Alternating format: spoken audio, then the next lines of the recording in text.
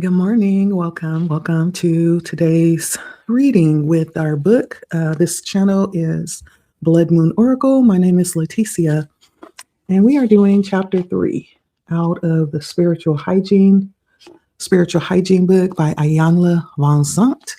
If you've been following along, we've been doing a chapter a week. Last week's chapter was kind of long, but there's a lot of teaching in the chapter last week, and just a lot of information. It's okay if you are reading along with me to take a break to absorb, and it's very short time that passes between the last reading and today.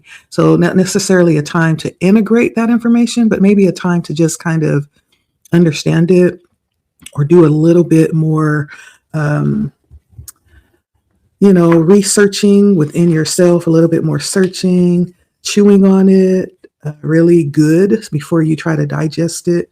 And we talked a lot last week about the fog that sometimes gets a little clouded when we don't really understand what's going on. We don't really have a good understanding of our value and our worth, and maybe the self-esteem is not where it should be because of unprocessed emotions. We talked a lot about emotions and feelings and the difference between the two. So there's a lot of educating last week. I do want to really utilize her glossary, which actually adds meaning to the discussions that we have, especially with these words. Not everybody will be able to comprehend in spiritual terms when we mention these words, because they may have a slightly different definition than the average word when we're talking about spiritual hygiene.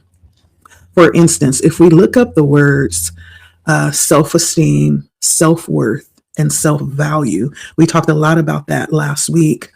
In her glossary, when we look at self-esteem, she says that it is the soul's memory of its worth.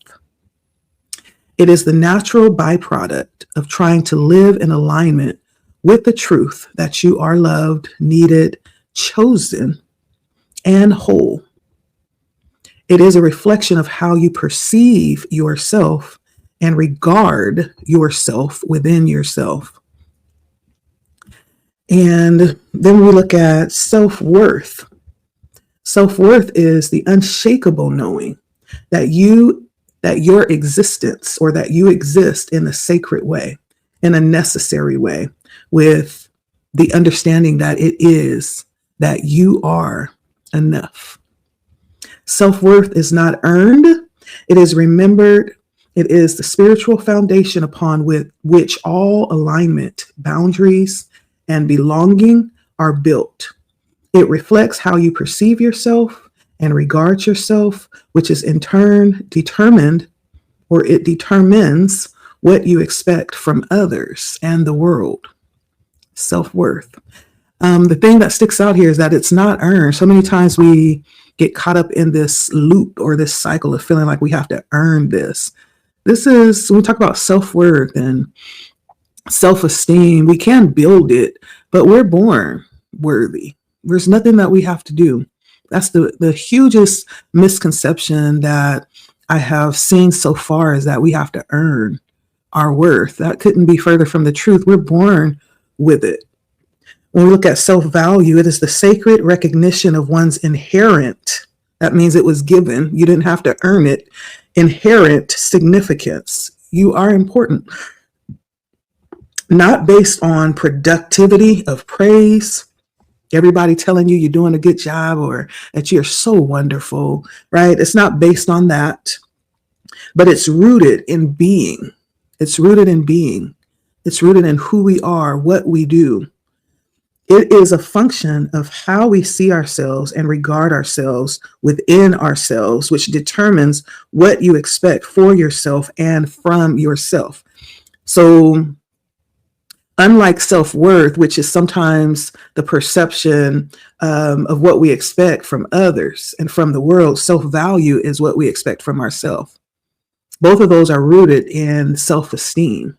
And so we talked a lot about that last week, and she gave a lot of history and how that, brought up and struck a chord for her and her relationship with her daughter, some of the circumstances with family. She had a lot of good examples of sometimes how we can allow that to be skewed and find ourselves in situations and places where we don't belong.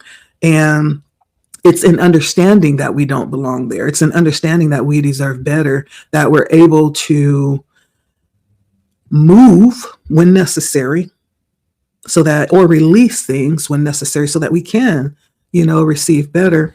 For my people pleasers out there, I'm a recovering people pleaser. One of the biggest misconceptions is that we have to earn it.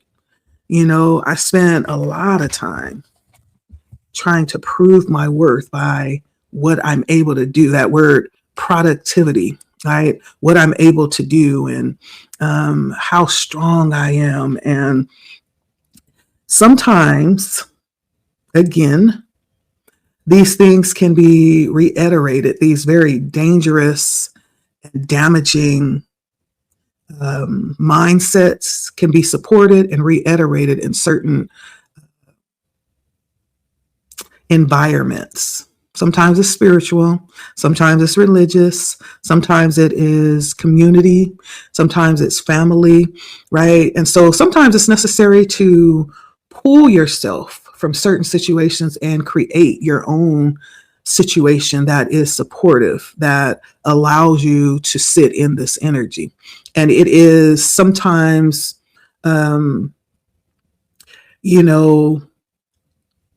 very opposite of what is expected.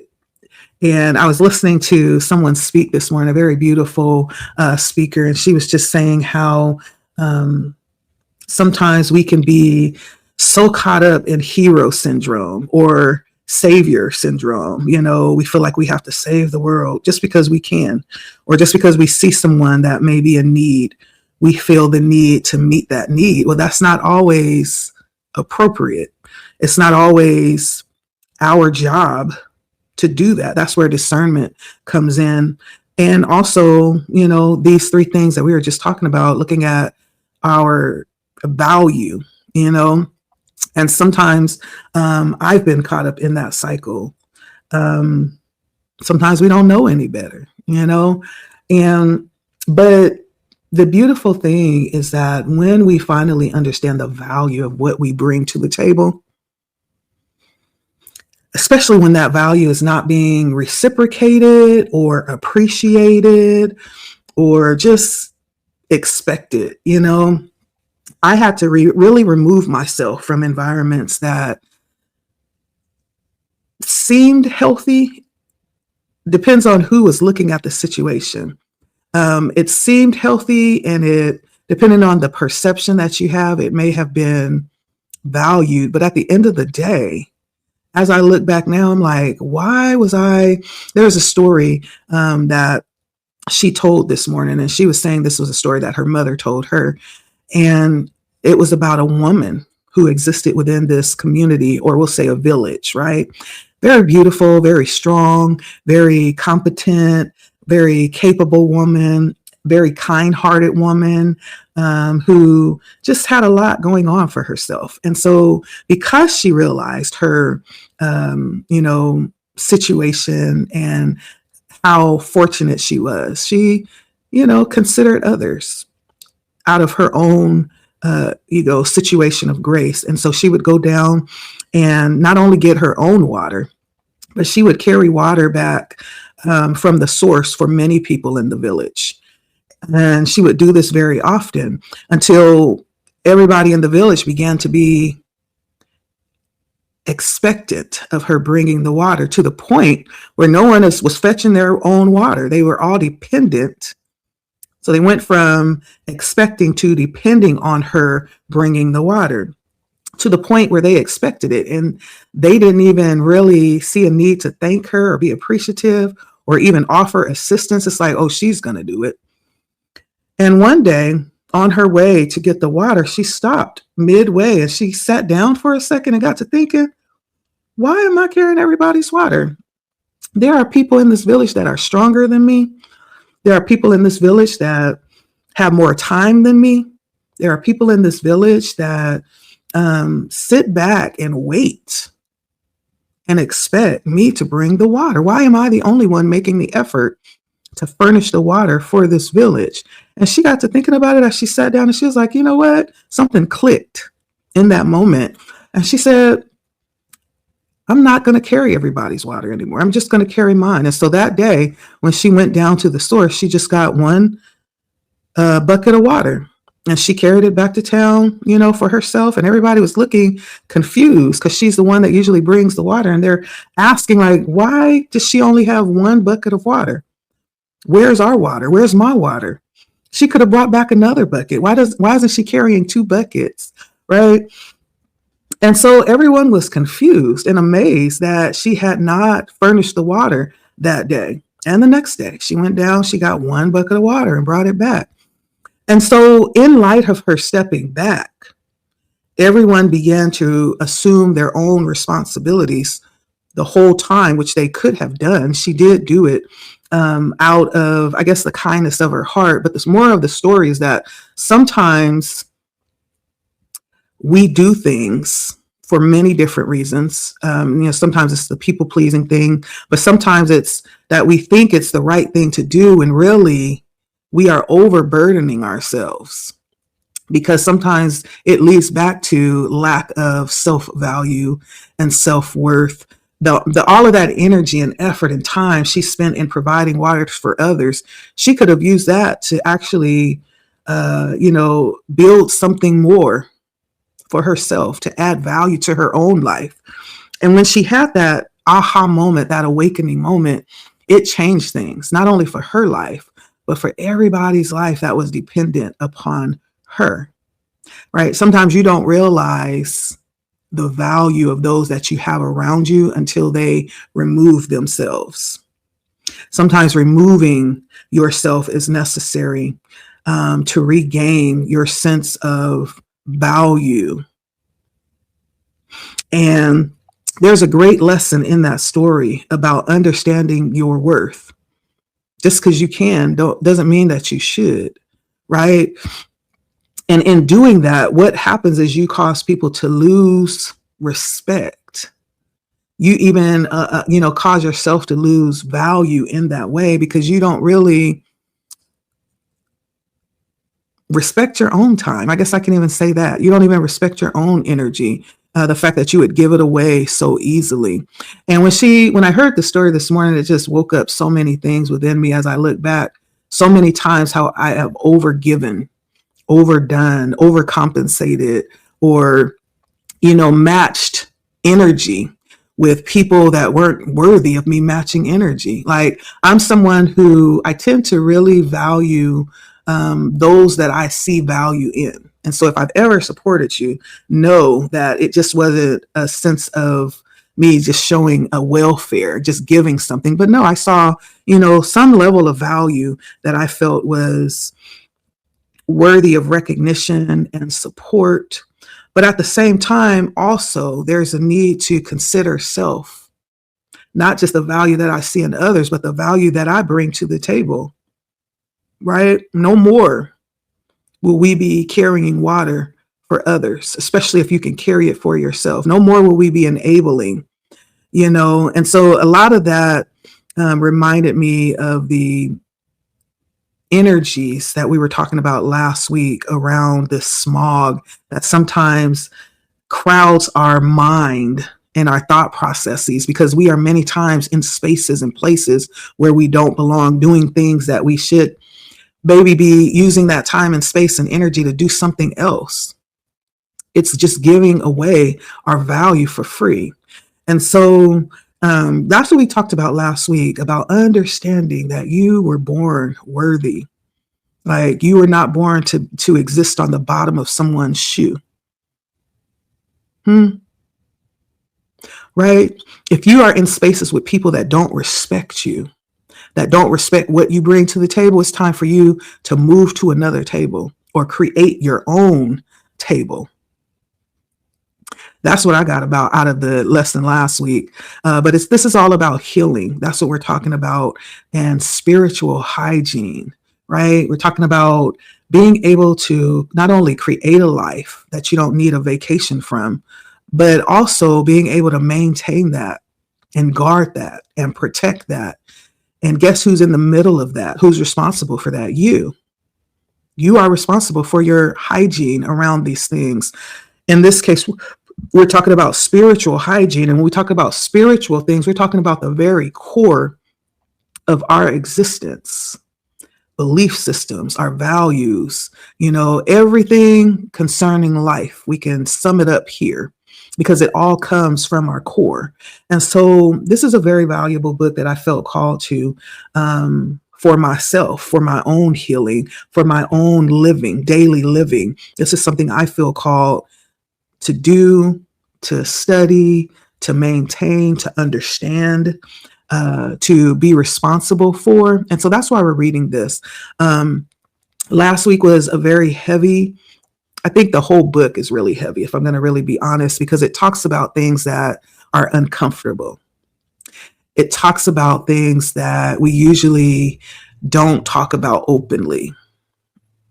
It talks about things that make us cringe. And it's like, shh, don't say that. Don't talk about that. Right. But I give so much appreciation and honor to Ayanla, because it takes a lot to expose these types of things about your story, about your life. And as she'll talk about in this chapter, it's like sometimes we look at people after they've healed and we're like, what? What are you talking about? You mean to tell me this amazing person who is responsible for healing people and waking people up and bringing people to themselves and healing families and bringing them back together and helping us to get our stuff together? You mean to tell me that she was once broken? Yeah, she was. There was a before that is the reason for the after. And I think we all have a story, and I appreciate her for being open and transparent enough to tell hers, because I feel like it's going to help a lot of people, not just on this particular channel, but I think worldwide, nationally. She is a New York bestseller. For people who will take the time to read this book, it's going to be helpful, I think.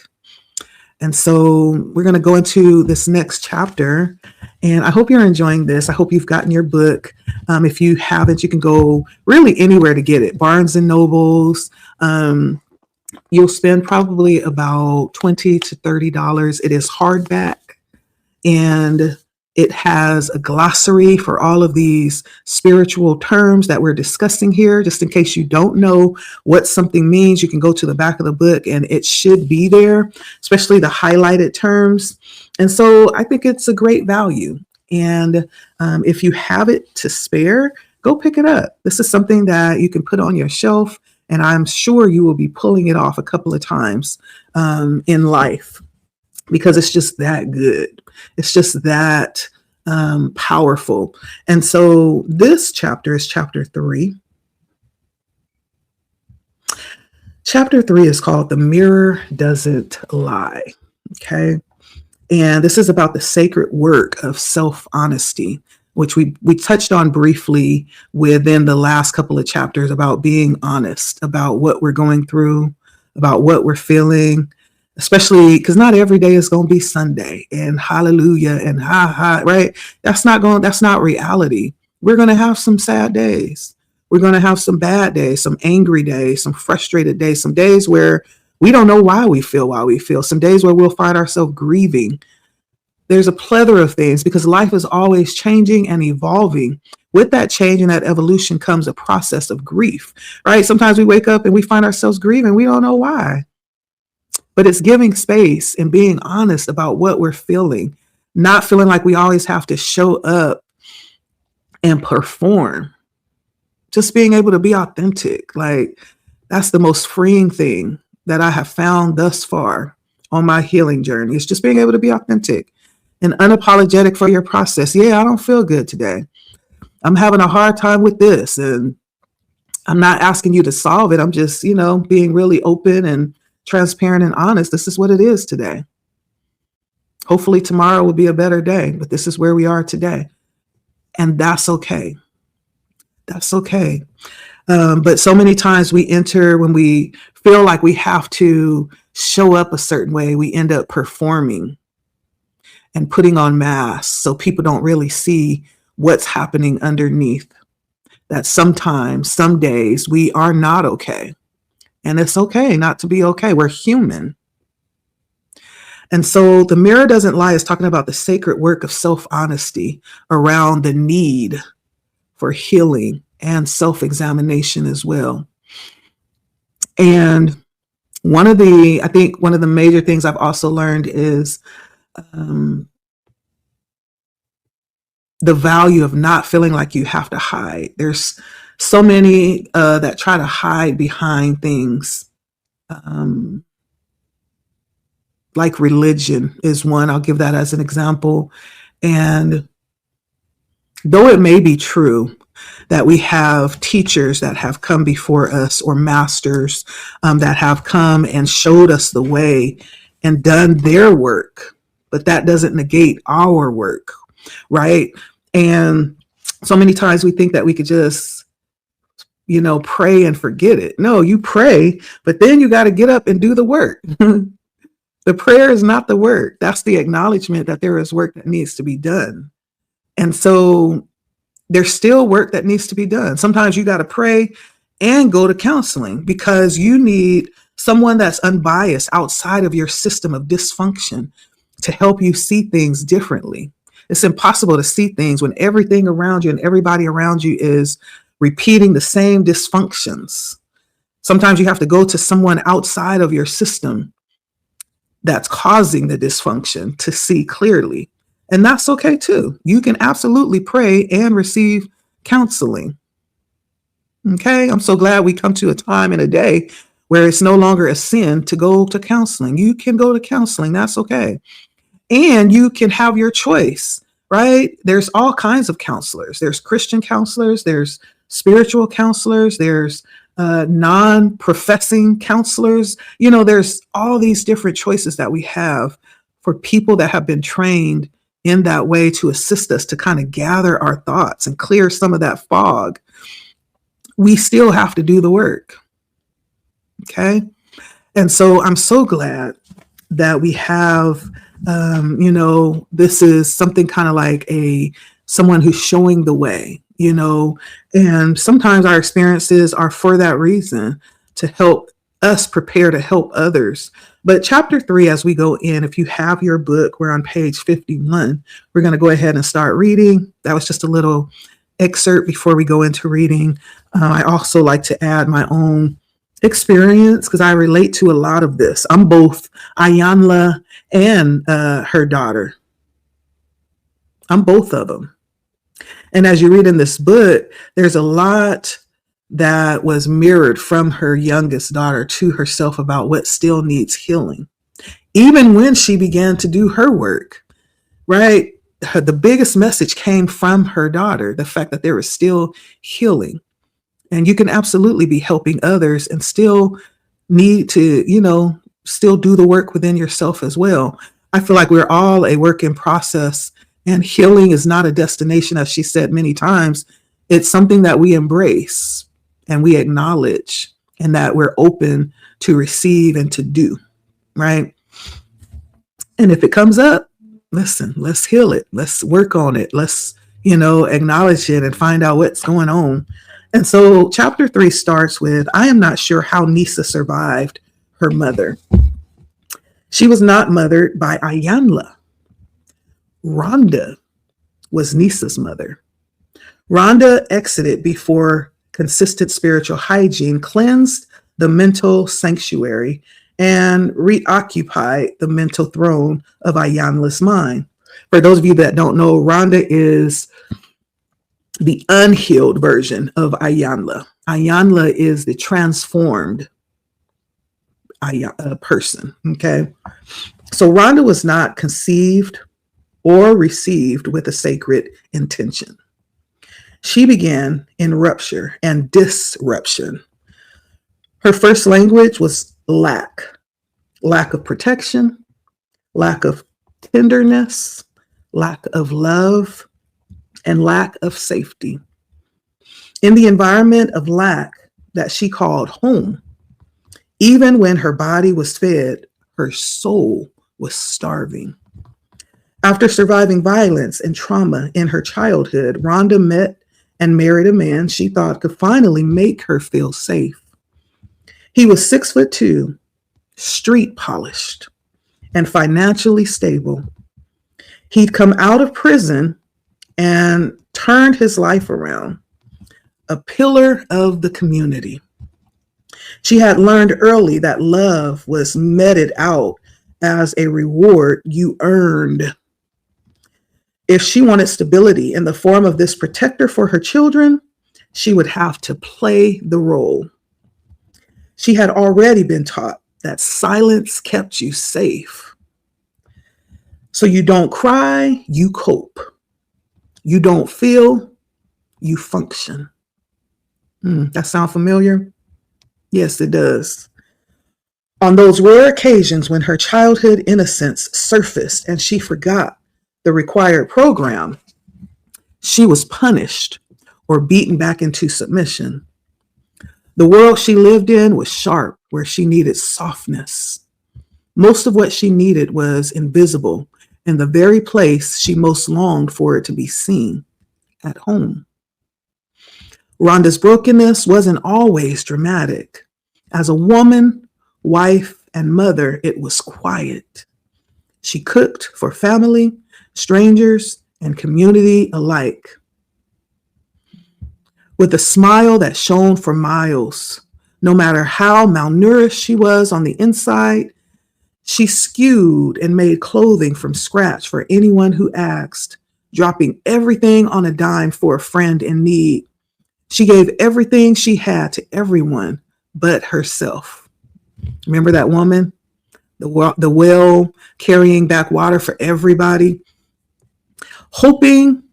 She gave everything she had to everyone but herself, hoping that in the crowd of recipients, someone would say thank you or offer something in return. She gave of herself because she had no idea what she needed. Rhonda was not cruel. She was disconnected. She was not cold. She was overwhelmed. She was not absent. She had been emotionally exiled from her own heart. Ooh, I got chills on that. In exile, it meant that she loved from fear, not choice, of her fullness. So she had a lack mindset. She loved from fear, not choice of her fullness. Showing up that way always meant she was never good enough for herself, first of all. This is her judging herself. I got to perform, I got to earn, Rhonda didn't know how to trust because she had to be vigilant and alert for what was coming next. She didn't know how to choose herself because herself had not been allowed to develop or emerge. Rhonda was not unwilling to be or do better. She was uninitiated to the truth. She had never been taught that wholeness was her birthright. You didn't have to earn it. You were born whole. Or that holiness was her identity. You were born holy. She had never been told that God could be found in her softness. So she covered it with a facade of self-sacrificing strength. Ooh, that's a story that I know all too well. With honor to her strength and reverence for her endurance, Nisa did all she could to survive the legacy Rhonda passed on, the beliefs she modeled, the burdens she transferred, the behaviors she normalized, and the standards she silently demanded. Nisa's love for, resentment towards, and codependency on her mother manifested as a firm grip on emotional dishonesty, defiance, and rage. She was totally unaware that the same strength and power she put into defying Rhonda were the exact tools she needed to recreate and save herself. Oh, that's the story. Does anybody else resonate with that? Yeah. Whew. Some things are really hard. And it almost feels like a truth that smacks you dead in the face. It's like, oh, wow. Yeah. And all you can say is, okay, I hear you. I hear you. The next part says a journey into truth. Those who know who Ayanla is today may read about Rhonda with horror, with disbelief, or perhaps quiet confusion. How could the woman who walks with such wisdom now have once walked in such distortion? But this is not a story of contradiction. It is a testimony of transformation. It is not that Rhonda was so bad. In fact, those who knew her, friends, family, and colleagues, might resist accepting such descriptions. They may remember her laughter, her devotion, her hustle, and her fierce survivor instincts. But here is the truth. No one knows Rhonda better than Ayanla. Yeah. Ayanla knows her because she lived her. She studied her. She listened to her internal monologue, examined her beliefs, traced her wounds, and sifted through the stories Rhonda used to survive. Ayanla took copious notes, soul notes, about what Rhonda was thinking, feeling, fearing, and avoiding. Ayanla descended into the crevices of Rhonda's mind and heart and found weeds, the dense, thorned, choking weeds that had the power to strangle any hope of new life if left in place. It was never easy. It was excruciating to name what was buried, to acknowledge what had been denied, and to hold compassion for a self that had once lied, hurt herself and others, manipulated people and situations to stay safe, and gasped for control, not with malice in her heart, but from a place of unhealed pain. One day, in response to her intentional focus and fear-driven faith, there came a sacred moment when Rhonda's pain gave way to a new woman's tears. And those tears became a prayer, a cry, a reaching out towards something higher. That cry led to surrender, and surrender led to a truth that reordered everything. No matter what I have done or been, God loves me anyhow. It was that truth that gave her the courage to pick up self-honesty as both her shovel and her chisel.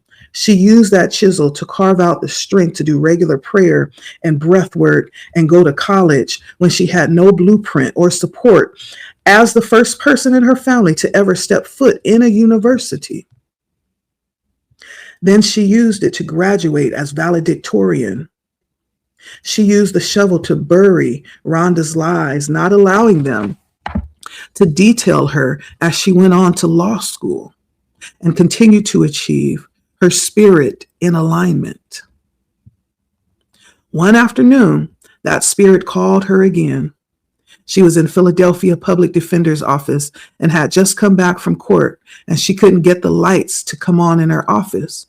When she went into the room, everything was bathed in darkness. The receptionist came in and said the lights were working fine, but she still could not see.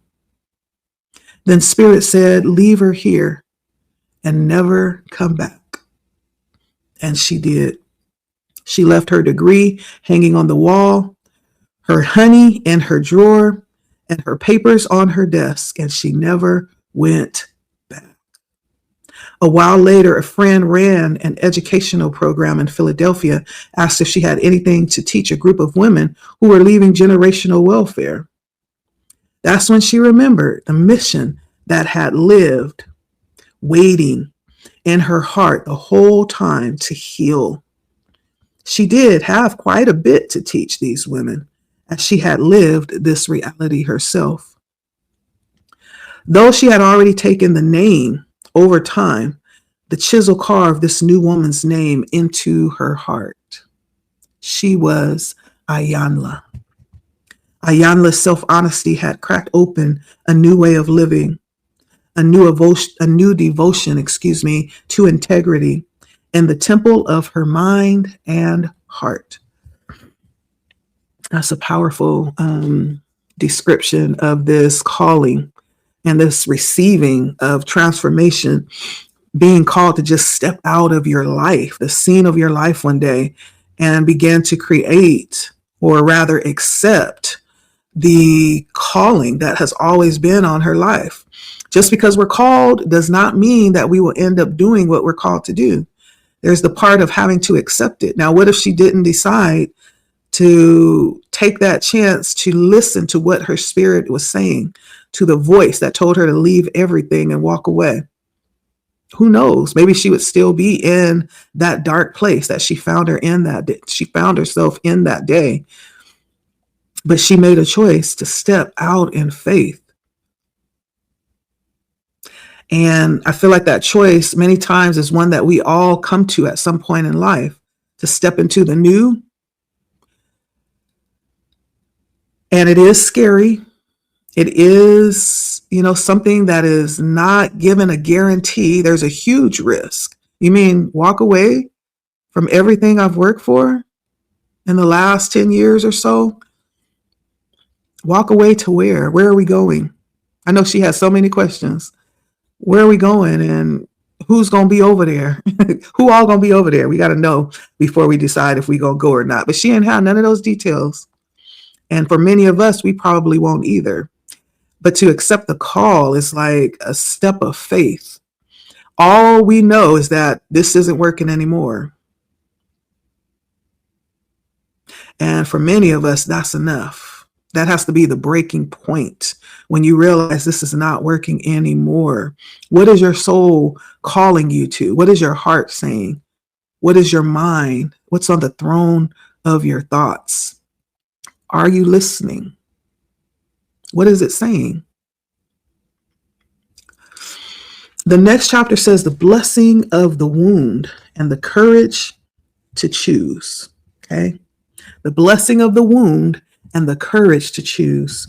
There are times when you don't need to know why. Not at first. The search for why can become a distraction, a mental loop that keeps you circling the pain instead of stepping into your power. Sometimes all you need is to know, sometimes all you need to know is what. What do you want now? What are you willing to stop doing that keeps you stuck? What are you willing to do differently, even if it scares you? What are you willing to try, even if part of you doesn't believe it will work? This is the sacred ground where self-honesty begins. Self-honesty does not require explanations. It is a choice, and it is just that simple. It's a choice. One of the reasons Rhonda had such a difficult time shifting and healing so that change could take place was that she kept justifying and excusing why she had done or had not done certain things. She was a survivor. She had survived neglect, abuse, rape, and a battery of lies upon which her life had been built. She had been told by so many, so often, that she was bad and wrong and unacceptable, that she felt guilty for just breathing. And we have to be careful. Ooh, this is what's coming up for me right now, because sometimes this goes back to childhood, just constantly being told certain things until it just becomes ingrained. We internalize those lies, and not that it is meant, because I'm sure some of the things that we are taught is stuff that was taught to those who teach it to us. And so it's just handed down unconsciously, like generational pain. But we have to be careful, especially when we begin to understand that that's how that happens. Don't let nobody speak over your children. Schools, religious institutions, hospitals, court systems. There's so many different pillars that are set up to position themselves to have certain authority.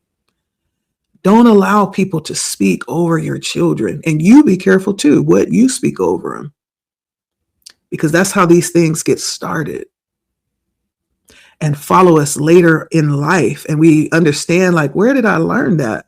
Why do I think like that? Where did that come from? And it's okay, again, to unlearn things so that we can relearn. I'm big on redoing the school system. There's so much error in the information that we're taught. I feel like we should just scrap it all and introduce new educational information, because as long as the lies remain in repetition or remain, in the loop, then we will continue to operate in those lies.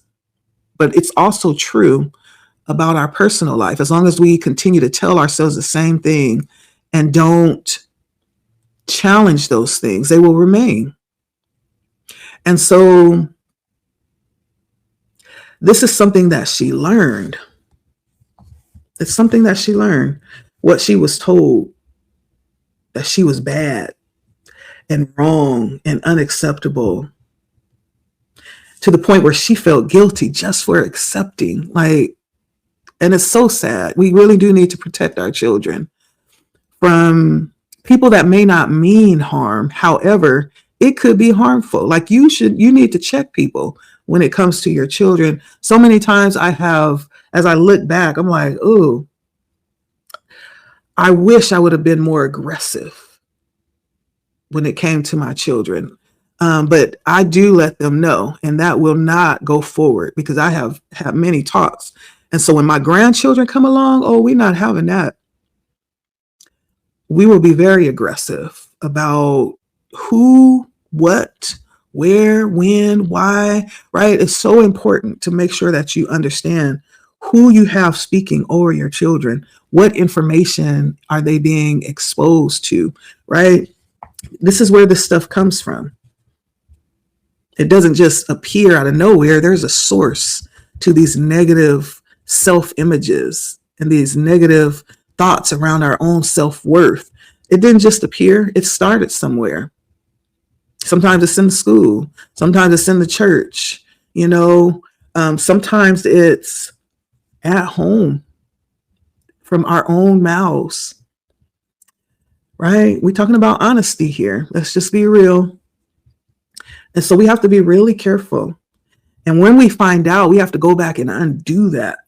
We have to go back and sit them down and undo that, so that they don't carry those wounds of unworthiness like it's a second skin, or so that they don't make their suffering make sense by defending it and saying things like, well, I didn't have a choice. I was doing my best. I didn't know any better. Well, now you know better. That may have been true, but at the same time, it's not good enough, because it's not going to set you free. So it's hard work. This is dirty work. It is. And it could be very difficult. It could be excruciating to recover from impressions that who you are is inherently wrong. Even if you are wrong, self-honesty does not come to punish you for what you've done. It comes to liberate you from who you are not. It comes to free you from who you are not. And so this is not about waking you up to things, to truths that's going to cause more suffering. No, this is to set you free, to erase the lies or to challenge those lies. It was never true. You were always worthy. Yeah, nobody's perfect. Of course we did things wrong, but that doesn't negate our worth. You could do things wrong 100 times and continue to do things wrong. That still doesn't negate your worth. And you're worthy, and you're worthy to be valued and respected and honored in the same way that you give it. Okay.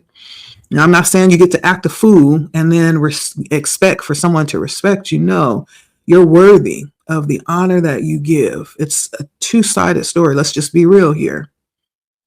Okay. The blessing of the wound. The willingness to see, know, and tell the deeper, most radical truth is the only way to heal the wound. I'm going to say that again. The willingness, the openness to see, to know, and to tell the deepest, most radical truth is the only way to heal the wound, is to get honest about it. Whatever it may be, because your pain is not the end of your story. This is not the end. This is just the beginning.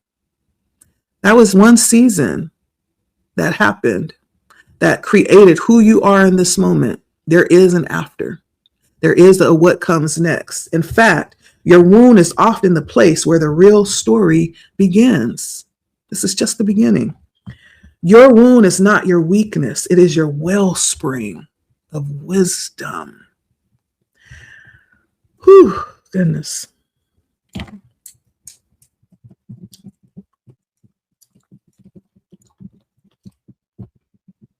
Excuse me one second. When your soul's cry becomes louder than the imposters that have ruled this throne of thought, louder than the shame, louder than the fear, louder than the inherited lies, you no longer need to explain why. You began to listen. The pain that once silenced you began to speak the truth. The guilt that once covered you begins to fall off and fall away. The survival strategies that you believed would keep you safe lose their grip, and something ancient arises.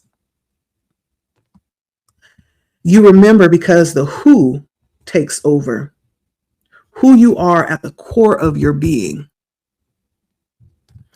who you were before the pain. That's why I always refer back to like childhood energy, before the innocent you, before it was tampered with, or before it was scarred or bruised or wounded, that pure existence that we often remember in so many different ways. Sometimes it's a smell.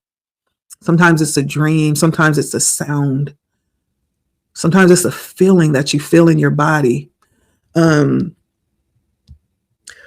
Who you still are beneath the layers of judgment, defense, and pretense.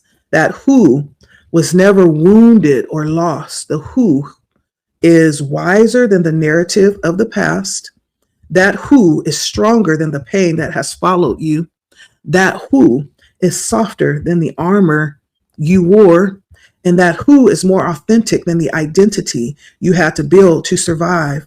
Unfortunately, you cannot and will not know who that is until you become willing to know and tell the truth about what that person feels and needs. That's why it's so important to allow yourself to go back, to just be like stop being serious all the time or responsible all the time. It's okay to go to the park and get on a swing, get back into that child energy, that child mindset, and see what comes up for you. Self-honesty does not demand that you revisit every wound, but it does ask you to stop hiding behind them. Your wound is sacred, not because it happened, but because it opens the door to truth. Once you become willing to tell the truth to yourself, about yourself, to say, this hurts, and I'm ready to heal it, you can see yourself clearly. When Rhonda began to practice self-honesty, Ayanla began to arise and emerge. The stronger Ayanla became, the less guarded, defensive, and afraid Rhonda became. The greatest challenge they both faced in the process was acknowledging, accepting, and forgiving that Rhonda had impressed upon her children, and what Ayanla would need to be willing to do to correct it. Yeah. The blessing of the wound. I will not allow you pain without allowing something new to be birthed in your spirit. Isaiah 66:9. Yeah.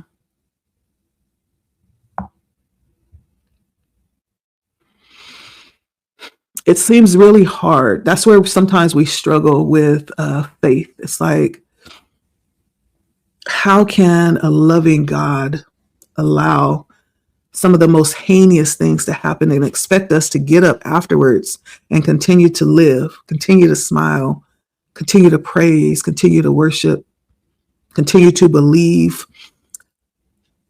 There is a blessing in the wound. I will not allow you to feel pain without birthing something new in your spirit. It means there is life after it. And this is where life begins again. This is where the transformation happens if you choose it. You have the choice to stay there and lay down and stay in that place, but you also have the choice to continue moving forward. I'm not saying that it's easy. That's not what I'm saying. Mm-mm.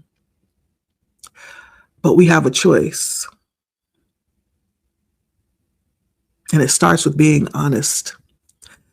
The next section says lying versus not telling the truth.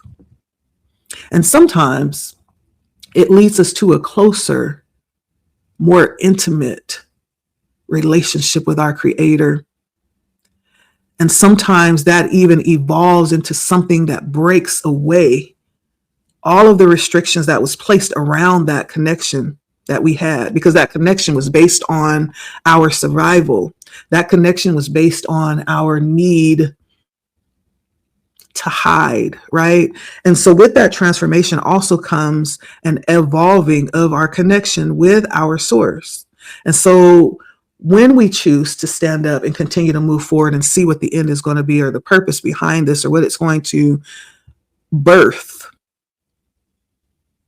we also have an opportunity to go deeper into the relationship or the connection that we have. And for some, that will break away from what it was. It will evolve into something more, something deeper, with less restriction, if that makes sense. I hope I'm hitting somebody, and I'm hoping you are understanding what I'm saying. And so in that moment of question, something is birthed. Sometimes it leads to a whole new revelation, a whole new way of relating to our existence as a whole. I think that's beautiful. For those who knew Nisa would likely remember her sharp wit and wicked sense of humor. She was the one you would want beside you in a crisis. Loyal, fierce, funny. They would also probably agree that if her lips were moving, she likely was not telling the truth. Nisa lied to herself and everyone around her, sometimes knowingly, at other times unknowingly. She extended those same distortions to everyone around her. She would lie to you, on you, and about you. This was especially true when she was dealing with me. Sometimes her lies were outrageous, sometimes unnecessary, and sometimes she went to great lengths to manufacture proof to convince you of her story. Nisa also struggled and perhaps even lacked the capacity to tell the truth. There is a difference.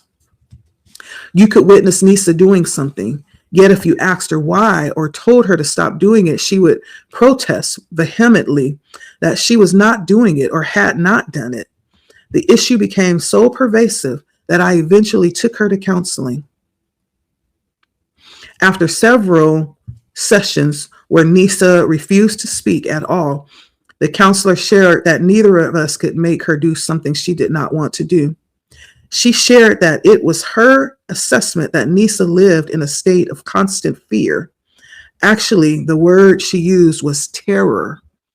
She also asked me if there was a history of domestic violence in the home. Nisa never went back to the counselor, but I went for both of us. I needed help unpacking and navigating the impact of a broken jaw on a child I was carrying in my womb at the time. A lie is a conscious, willful distortion of reality. whether spoken or acted. It is offered with the intent to deceive, manipulate, conceal, or control. An example of a lie would be saying, I'm fine, while hiding pain or upset to control someone's perception. It would also be claiming to have honored a commitment that you broke, or denying wrongdoing, like cheating or stealing, knowing that you had done it. Lies constrict spiritual energy. They originate from fear, the fear of punishment, rejection, exposure, or loss. In the realm of spiritual hygiene, lying severs the connection and alignment between the soul and the conscious self. God is truth. Truth lives in the soul. When a lie is told, it is an active affirmation of belief and separation from the divine. Lying clouds the inner waters, the movement of feeling and emotions. It replaces clarity with confusion. It degrades trust into mistrust, both internally and with relationships. When you know that you have told a lie, you also know that you can't trust yourself. If you cannot be trusted, why would you trust anything or anyone else? When you lie, you become a stranger to yourself and you disconnect from the flow of inspiration from source. Wow. However, not telling the truth is different. It is a withholding of truth. It can be a conscious or unconscious act. It is typically born out of trauma, shame, emotional overwhelm, or a lack of clarity. An example of not telling the truth would be avoiding a conversation because you do not yet feel safe to speak. It would also be accommodating or tolerating harmful behavior to avoid conflict. In its most common form, not telling the truth is the choice to silence your needs, desires, or boundaries to maintain peace. This type of withholding fosters spiritual smog. While it may feel protective in the moment, over time it supports self-betrayal, erosion of inner authority, accumulated shame, and a deep sense of unworthiness. Both lying and not telling the truth are departures from the true nature of the soul. One is rooted in distortion, the other creates and supports disconnection. One manipulates, the other is an attempt to conceal. One says, I need to control what you see. The other whispers, I don't feel safe enough to be seen. Both require healing. Both deserve compassion. Both can be cleansed through the sacred practice of self-honesty, spoken in the mirror first and then in the world. Ooh, that's a good one. I can say this is one that I definitely relate to because I have I'm saying had a habit of not speaking my truth for fear of punishment, for fear of causing some type of disruption in my connections, for fear of retaliation, right? And so this is one that I definitely resonate with. As I was reading this, I was thinking of a time where I had an issue within this particular setting, this community setting, and there was some type of issue brewing under the surface that I'm not sure where it started or how it started. I feel like as I look back, it was just because of insecurities that arose in someone else around who I am. I tend to have a very just dominant energy, not a dominant personality, but my energy is very dominant. And this person was very intimidated by me for some reason. And I had no intentions of harming this person or taking what they had and I was very accommodating. I'll use that word. This was back in my people pleasing days. And so, my thing was I just wanted, and I'm still like this. I just like to have peaceful environments, peaceful connections, and sometimes I used to avoid speaking my truth in order to maintain the peace. However, if something needs to be said, like I've learned to speak, especially when it needs to be said, because like we said, we can Omit, that's the same thing as not telling the truth. It's not lying, because I didn't intend to deceive or harm. It was my intention to avoid a disruption or to cause some type of situation to arise out of this. So what happened was, this thing turned into where this person went and got their whole family. And this has happened like several times, like little old me, and you feel the need to go and get your whole family, like, to come against me, and add to the fact that I'm not even realizing that we are beefing or we have conflict. And it's like, now that I look back, I'm like, wow. But in those situations, had I just spoke my truth, like, that whole thing could have been, it may have caused some friction, but it could have been resolved a lot quicker if I was willing to really just be honest and just speak my truth and just say what needed to be said. Like, I'm not thinking about you. Don't want nothing you got, so just go on, live your life, move on. If you don't feel comfortable, that's fine. Go mess with somebody else, right? Sometimes you just have to be honest with people. And as I look back, I'm like, it's crazy. It's crazy, how people can, like, really feel intimidated when you have no intentions of harming them. And it could be the furthest thing from your mind what they are thinking about you and viewing you and perceiving you. Basically, they're projecting their fears and their insecurities on you. And this turned into a whole big thing to where the whole organization was involved. And, there were all types of rumors, and just it was driven all out of proportion. And that's what that reminds me of, not speaking your truth or not being honest, refusing to speak up for fear of whatever it is, all of the above.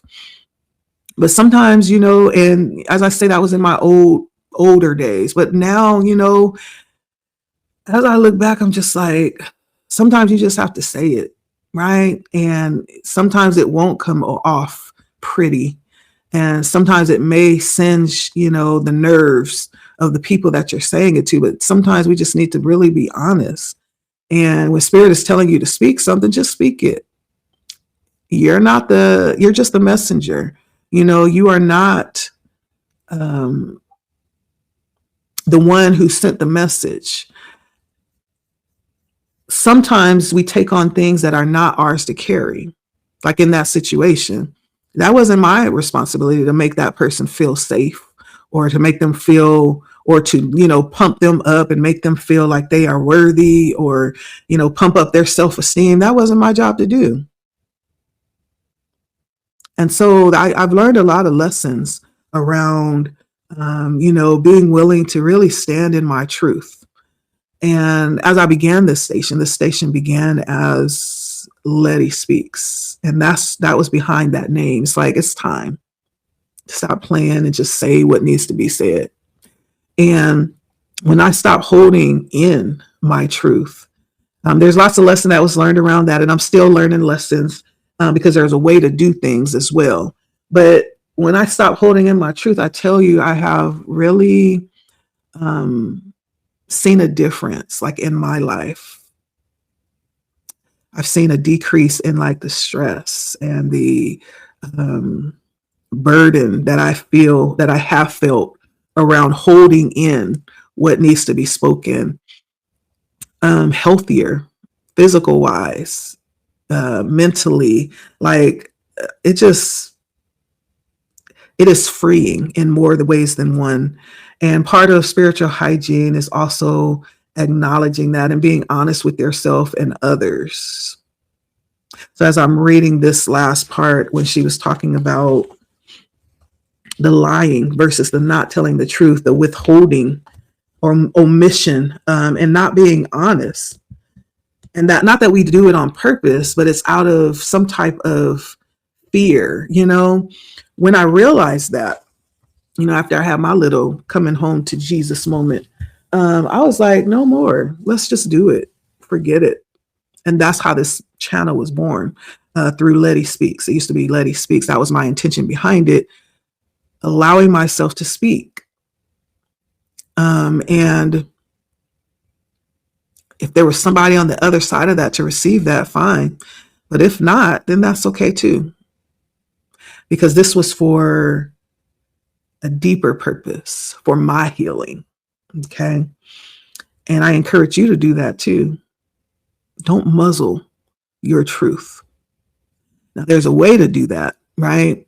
Just like there's a way to do everything, but allow yourself, whether that's journaling, whether that's going to talk to someone, allow yourself to speak and to be heard.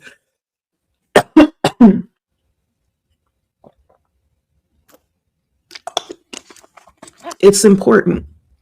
And it also says a lot about how you feel about yourself. It also says a lot about you understanding your worth and your value too. Okay. What you have to say is important. That's what that boils down to. The next part of the book is The Weight of Silence. And she's just giving a little more information on her daughter's situation.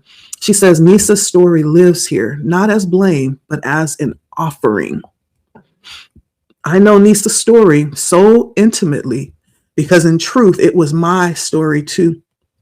She wasn't just my daughter. She was my reflection. She mirrored my wounds, my survival patterns, my emotional habits, and the parts of myself I had not yet brought into the light. I used to say she was my mini me. I didn't fully understand what that meant until it was too late.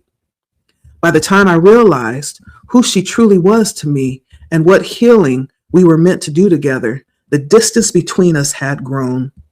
I had shifted. I had changed the way I saw her, the way I held her, the way I longed to be present with her and for her. Unfortunately, she could not, or perhaps chose not to, let go of the image of me she had already etched into her mind and heart. She had built a narrative around her mother based on who I used to be, based on Rhonda.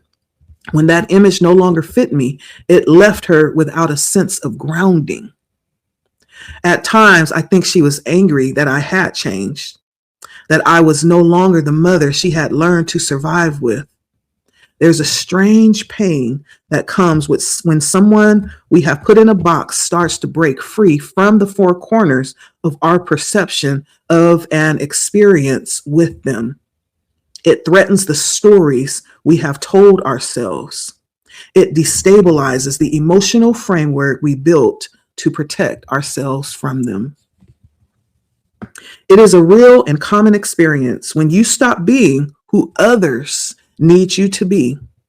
When you no longer match the image they have caused, that has caused them harm, but because you have grown beyond their expectation and judgments, it frightens them because they may believe you expect them to grow with you or to be rejected or abandoned by you.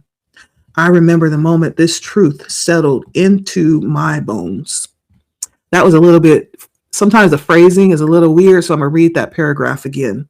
She said, it is a real and common experience when you stop being who others need you to be. When you no longer match the image they have internalized, they become angry.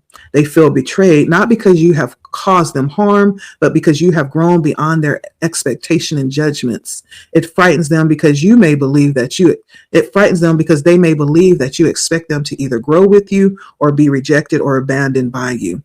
I remember the moment this truth settled in my bones.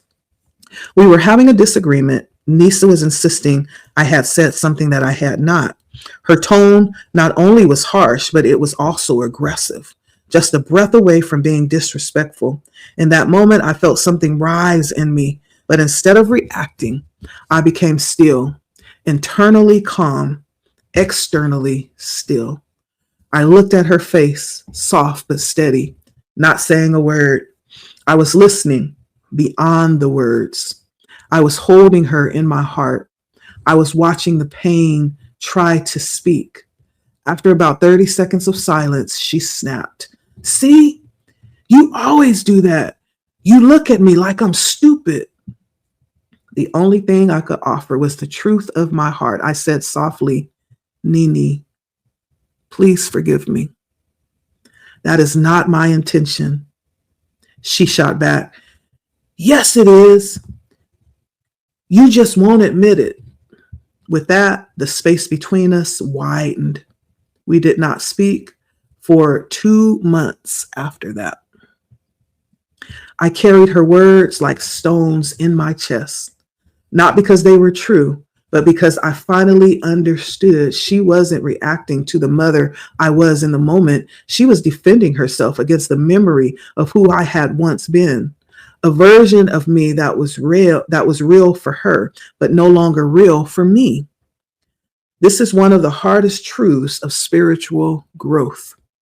Just because you have healed does not mean others will feel healed in your presence. That's the first thing. Just because you healed don't mean that everybody else is going to feel healed in your presence. The second thing, just because you have changed does not mean they will stop grieving or resenting who you used to be. Just because you change don't mean that they're going to stop grieving or resenting who you used to be. And number 3, just because you are now more conscious does not mean they are ready to meet you in that light. Just because you're now conscious and aware does not mean that everybody is ready to receive you in that light, period. Okay, understanding your responsibility is spiritual hygiene, what you are required to carry and what you're not. None of these things you're responsible for. You're not responsible for any of these things that I just mentioned in this list. However, the only way through it is to love deeper, to apologize what was real in their experience, to let go of needing to defend your growth, to remain rooted in self-honesty that you are no longer who you were, even if they are not ready to accept who you have become. This is another thing. I have people that I went to high school with, and, in high school, we were like super immature and just foolish in so many different ways. And, I have people that search me up later on in life, people that look me up and get reacquainted after, I graduated about 30 years ago. And so I still have people looking me up 30 years ago. And when they find me, these are people that I end up having certain weird interactions with, because I feel like when they look me up, they're looking for the person who they used to know 30 years ago in high school. I'm not that person no more. I'm not that person. People grow, they evolve, right? So my message to people is usually like, be careful who you look up later in life, and be careful what it is that you're expecting to find. Because it's really not about what you expect. Like, you really, when I meet people that I haven't seen in a while, like, I'm really open to whatever it is. I try to take the expectations off of it so that I can be open for whatever they're, wanting to present themselves as. And I try not to, I'm learning, y'all. I haven't always been this way. I try not to put my own projections on people, because I want to be accepted that exact same way. And so we need to learn to be open to others. And however, I feel like tact is seeing people the way that they want to be seen. That's the highest level of tact.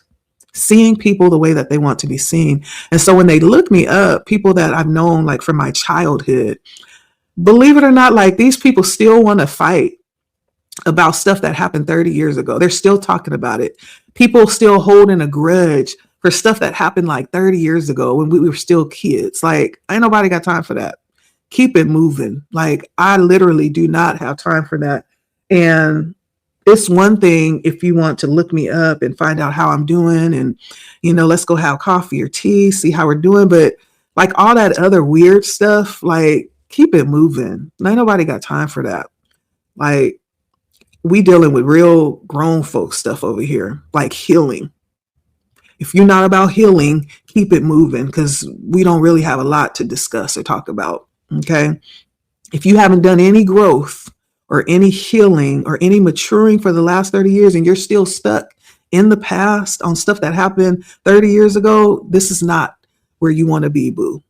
Okay. This is not what you want. I'm going to just let you know that. And so sometimes people just have a hard time because, you change, and that could go for family too. I just use that as an example.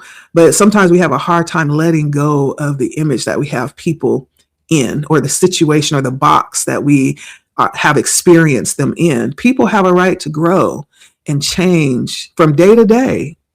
I'm talking about 30 years, but like, you have a right to change who you were yesterday. If it fits you, if it fits your evolution and you moving forward in a more healthier way, you have every right to do that.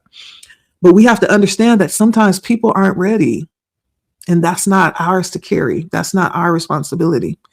And sometimes we have to leave them right there where they are. Even with family, I'm like that. It's like, oh, you still mad about something in the past? Okay, I'll be here when you get over it, but I can't stay there with you. When you're done processing that and get over that, I'll be here because I do love you, but I can't stay there with you. I can't sit in that energy with you of who I used to be or who you used to be. I refuse to do that. And so she says, I offer this when we talk about entering into this deeper love, but it starts for self though, right? This deeper love, to apologize for what was real in their experience, right? To let go of needing to defend our growth, to remain rooted in self-honesty that you are no longer who you were, even if they are not ready to accept who you have become. Not that you don't take accountability for it. I believe in accountability, absolutely. But to stay there after you've taken accountability would be just foolishness. So sometimes you have to just walk away.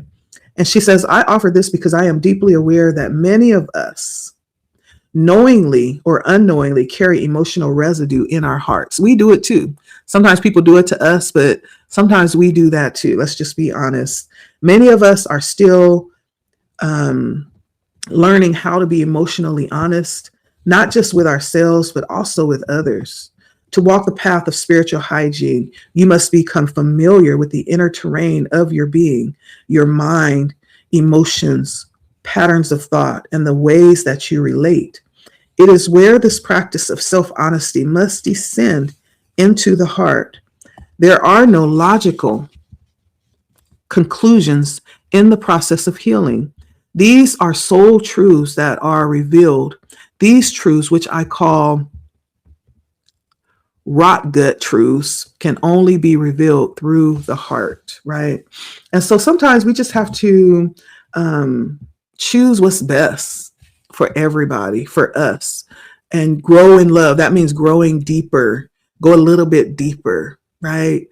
Allow yourself to mature through certain experiences, understand what's yours to carry, what's not yours to carry. As you evolve, not everybody is evolving with you, and that's okay.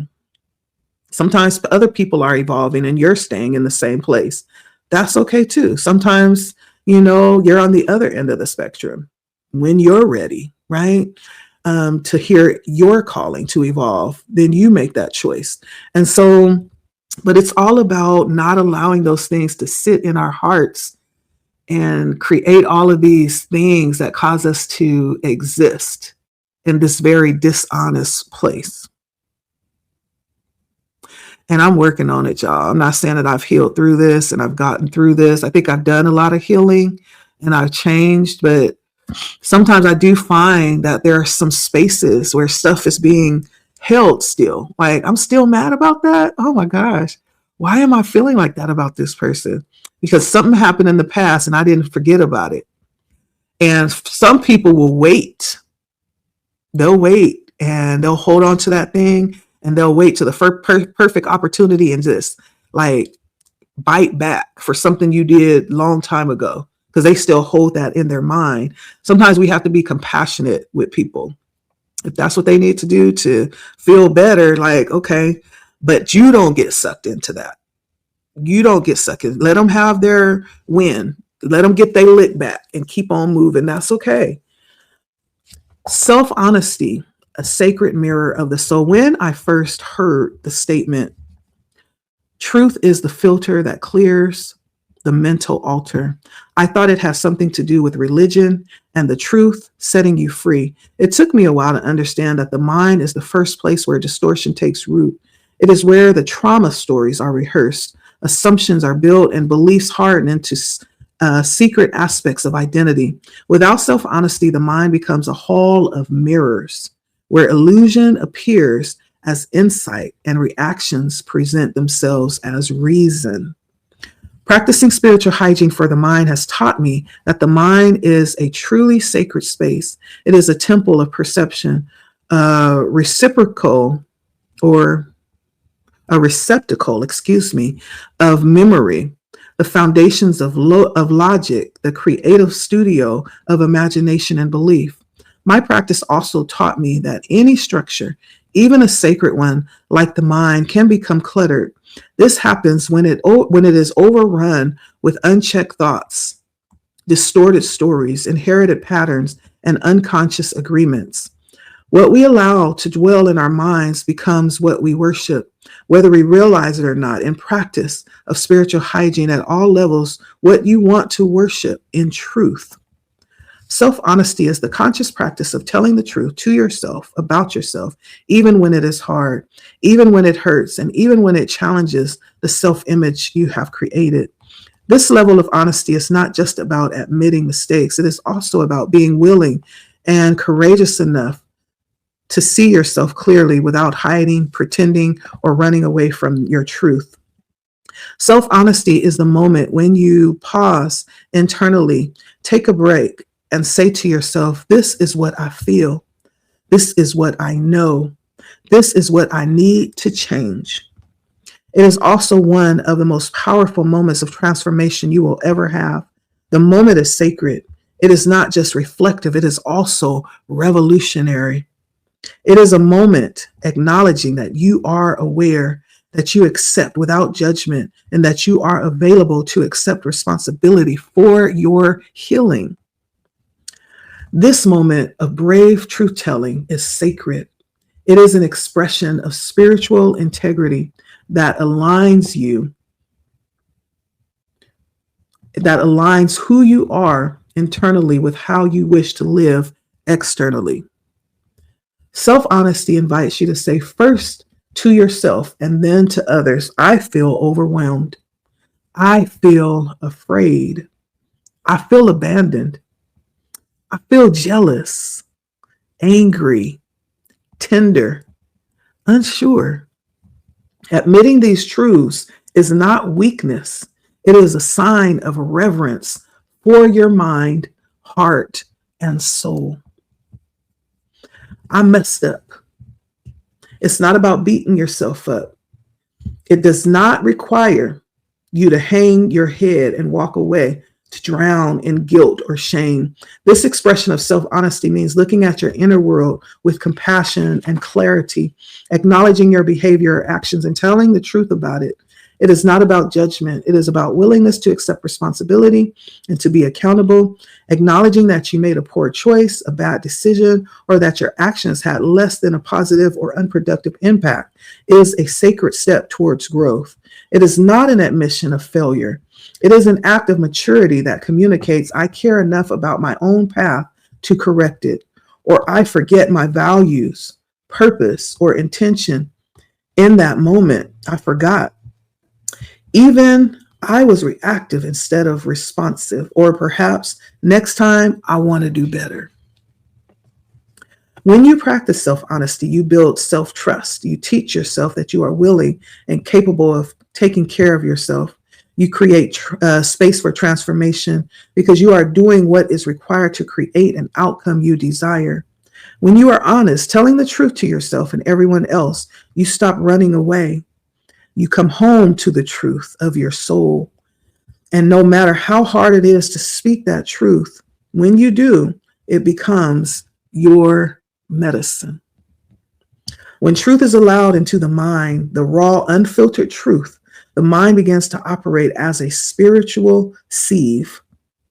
It catches and filters out what no longer is aligned with your values, worth, and purpose, allowing sacred energy to flow. So it's like a purger, right?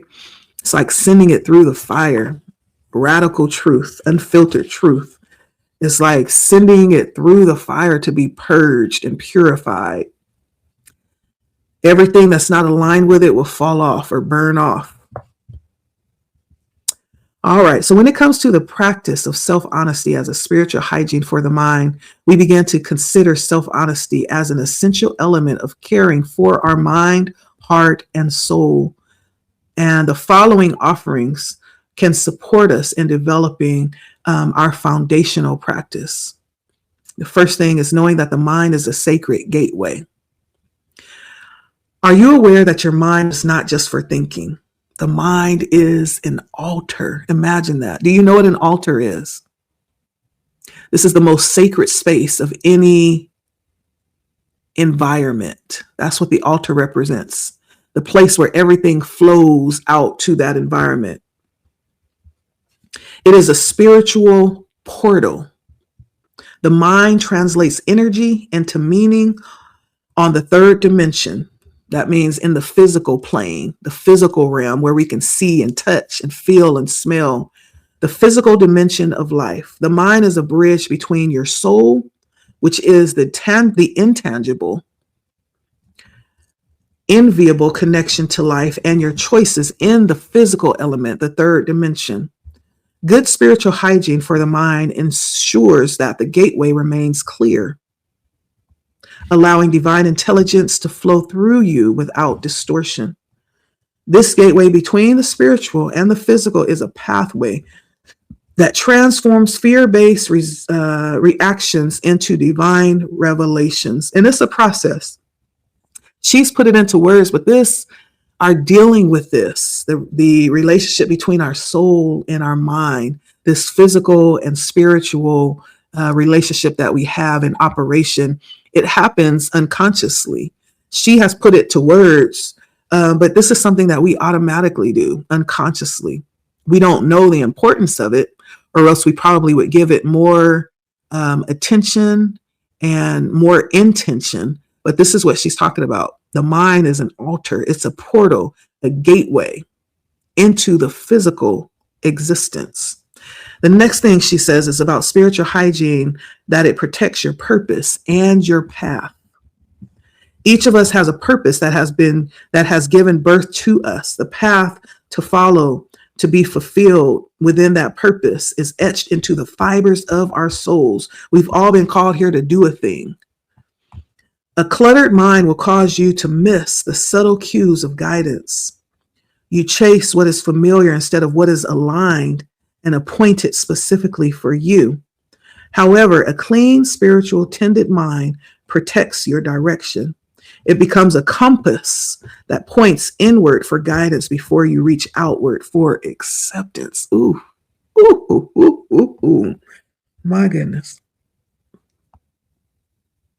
A clean, spiritual, tended mind protects your direction. It becomes a compass, a guide that points inward for the direction before you reach outward for acceptance. So that choice, right? There is the empowerment happening to make that choice, to choose something different when we realize something isn't working. And then she says, spiritual hygiene is devotion to the soul. To consciously choose and provide care for your mind is to honor the sacred within you and the manifestation of divinity that you are in physical form. Your intentional commitment to spiritual hygiene for the mind is a declaration to the universe of life that I matter. I choose what I allow to live in me. I choose to make space for light, peace, and love. I choose to invite the thoughts that nourish me and to release thoughts that can deplete me.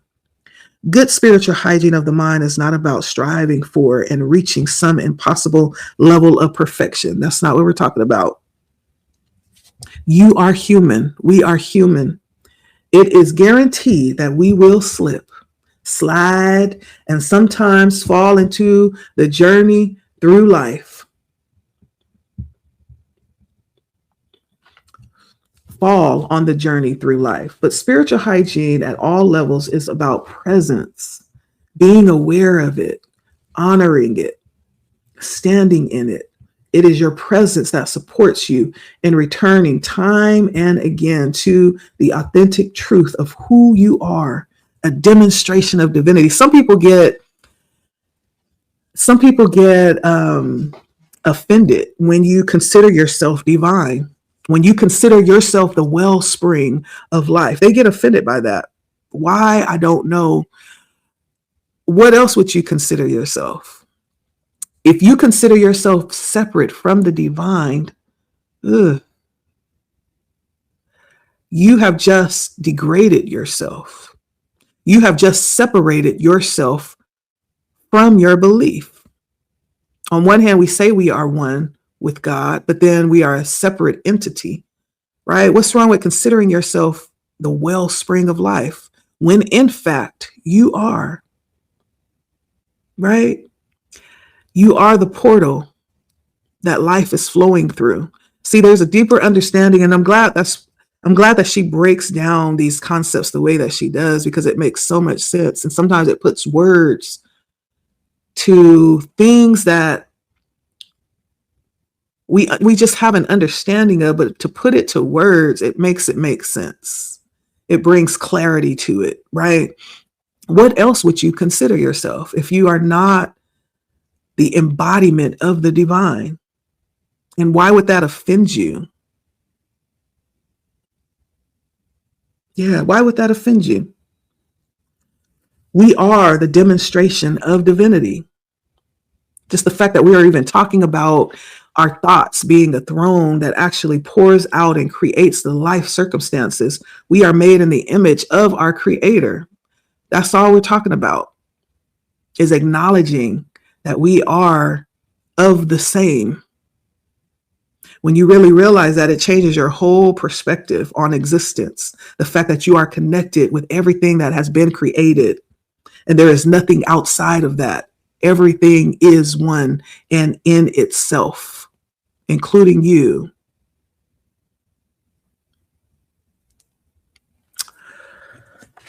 So she goes into her opening prayer. And that right there gives you a dose of your worthiness, how you ought to consider and see yourself and your value. Yeah.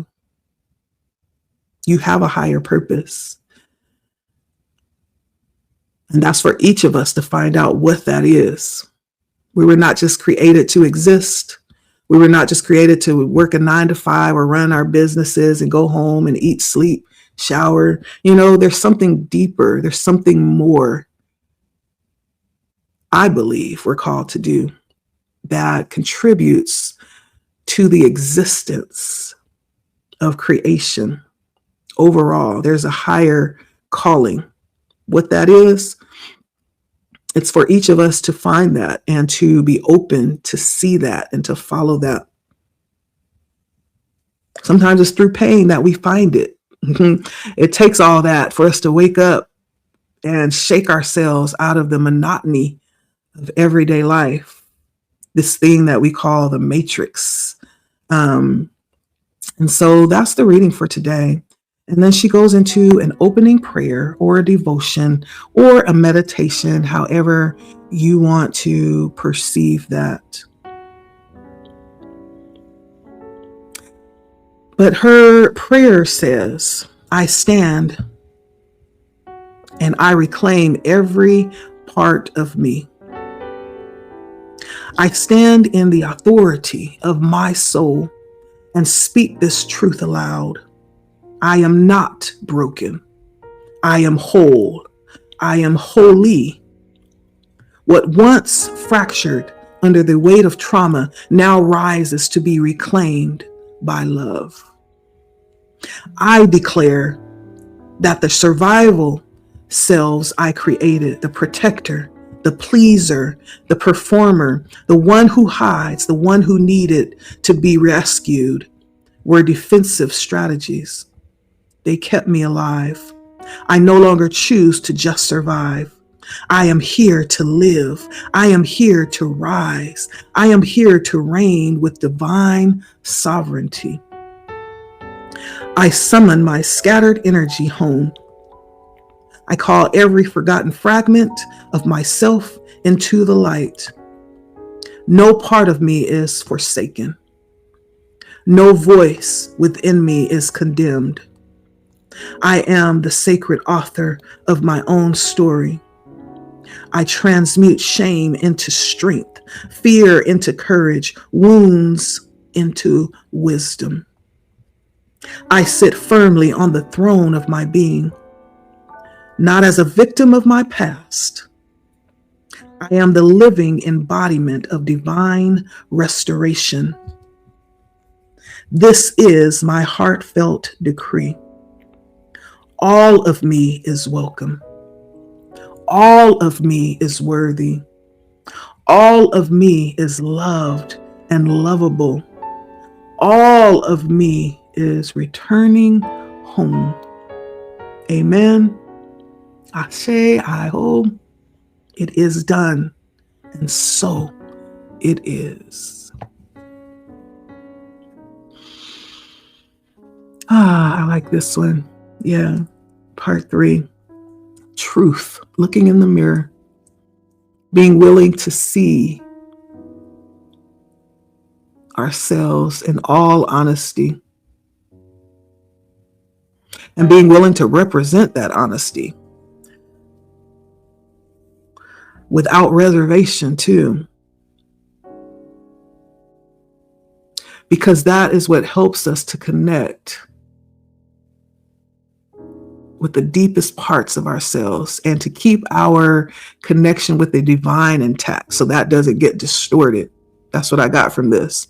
Our being willing to stand in our truth and confront it, no matter how painful, allows us to release our sacred divinity. It's not something to hide from or be ashamed of. But when we're able to see that and acknowledge that and confront that, then our true selves are willing and able to arise. And so that's why that's important. The truth. It keeps our sacredness intact, or it brings us to it, one or the other. And so, yeah, this is a good one. And very eye-opening for me. To take a look at some things right now, that's currently resonating in my life. And it just reaffirms too that, we're right where we need to be, whatever that is. It's about the next choice, choosing to move forward, choosing to continue to grow and evolve, whatever that is. And so next week, we will go into the next chapter, chapter 4, and we'll talk about those voices, right? Sometimes they show up as trauma splinters and cause those several different cells to arise. Like she talked about at the end here, how we have these different personalities that arise in an effort to protect us or to survive what we're going through. You know what this is reminding me of? I can't remember what that movie was, but it was about this particular individual that was splintered. His personalities were splintered. Why can't I remember the name of this movie? But he had like about 9 different personalities, and one was Patricia. And he would go and kidnap girls in one of the personalities. But while the girls were being held captive, they had a chance to see all the beast or something, see all of these different personalities arise. And one of the most nurturing ones was Patricia. And whenever this particular personality would rise up, like she would be very nurturing and very feminine, and he would put on stockings, like he would literally become these people. And it was because of trauma that he experienced earlier in life. The reason why all of these different personalities were bred in him, they all served a purpose of what was needed at one point in life. And this became who he was. And that's what this is reminding me of when we talk about the trauma splinters that happen and develop all these different survival selves Um, this is going to bother me now if I don't find the movie. What was the name of that movie? Hold on one second, y'all, before I let you go. I want to find out the name of this movie. It was played by James McAvoy in the 2016 movie Split. It was called Split, and it was talking about how sometimes we develop these different trauma splinters us into creating these different personalities for survival. And you'll see in this movie, if you've ever watched it, it's called Split, how that happened. And you could kind of see him, all these different personalities arriving in him when it came to certain situations that he found himself in. It was a very interesting movie. That's what this is reminding me of. But next week, we're going to talk about chapter 4, the voice of trauma splinters into several cells. This is what I feel like this is definitely going to be about, how she has experienced different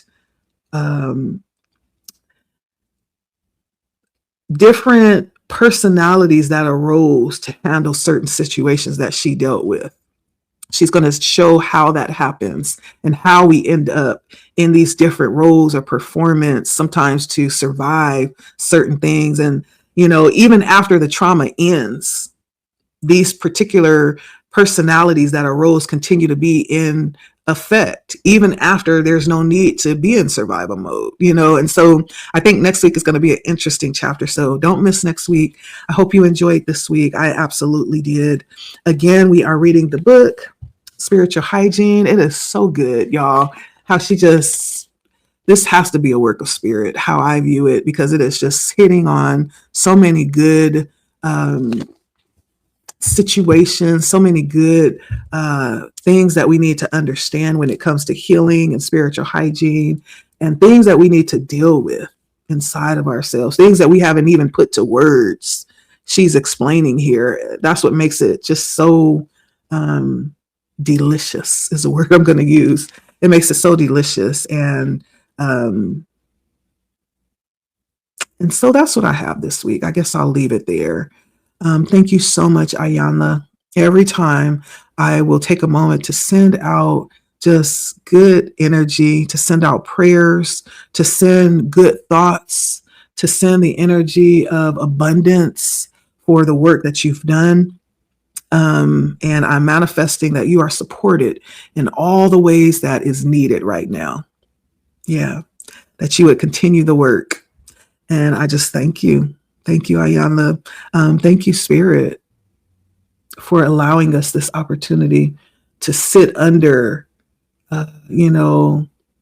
this type of work. And we don't have to wait for someone to pass on to acknowledge it. Like, she is well in the land of the living, and yet we can appreciate her and support her. Like, you could support her by just going to buy the book. $20 to $30. That's like 2 or 3 Starbucks coffees. We can show how much we appreciate people that do the work, take the time to labor and put these concepts together, and to be open enough to use their own processes, their own, failures in this sense, as demonstration of what that healing looks like and what it entails. And so I'm so thankful, and I'll leave it there. And so I'll see you guys next week. My name is Leticia, and you are watching Blood Moon Oracle.